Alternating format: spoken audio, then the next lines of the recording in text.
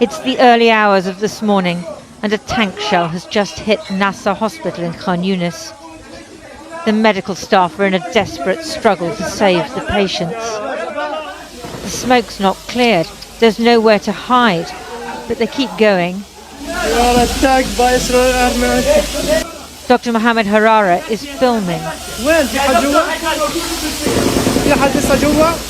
We've been attacked by the Israeli army at the hospital, he says. Outside, the shooting is getting louder. Yesterday, some medical staff, patients and families tried to leave the hospital, but say they were shot at by the Israelis, so had to return. Overnight, Israeli soldiers now inside the hospital told them they had to leave, apart from a few doctors and patients who can't move. So they went, across the devastation left by airstrikes. It's terrifying to stay, terrifying to leave. And how do you pick your way through the battlescape of Khan Yunis? How do you get the old people out? The orthopedic department has been completely destroyed. The entire complex was in chaos. A little while before this, a quadcopter attacked us in the conference room where there were doctors and nurses during their break between their shifts. It fired at them randomly. One doctor was hit by a piece of shrapnel in his head, but his condition isn't critical. Somehow, some patients managed to get out. Others were killed or further injured. Where will they get treatment now? 2/3 of Gaza's hospitals can no longer function. I had been injured when the Israelis fired shrapnel and bullets at us before. We went to Nasser Hospital and I was treated there for 20 days. They besieged us and announced today using microphones that we should evacuate, even the patients. Only those who cannot walk were allowed to stay.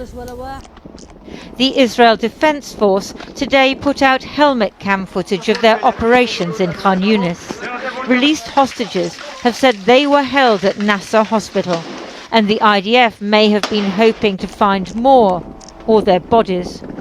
Because Hamas terrorists are likely hiding behind injured civilians inside Nasser Hospital right now, and appear to have used the hospital to hide our hostages there too. The IDF is conducting a precise and limited operation inside Nasser Hospital. For weeks, the hospital has continued to function despite being besieged and right in the middle of the fighting. 5 days ago, Dr. Amira Al-Asuli rushed to the rescue when news came in that someone had been shot at the hospital entrance. She and her colleagues did all they could to save his life. We don't know if they succeeded. And what about this child, also injured just outside the hospital? We don't know if he survived. We just know that someone tried to save him. And when it was too dangerous to go for water, they improvised a pulley system. Such determination to keep patients alive in the face of overwhelming odds. Those forced to leave Nasser Hospital are now in Rafah. The town is already full of refugees and there's nowhere to stay. It's also Israel's next target.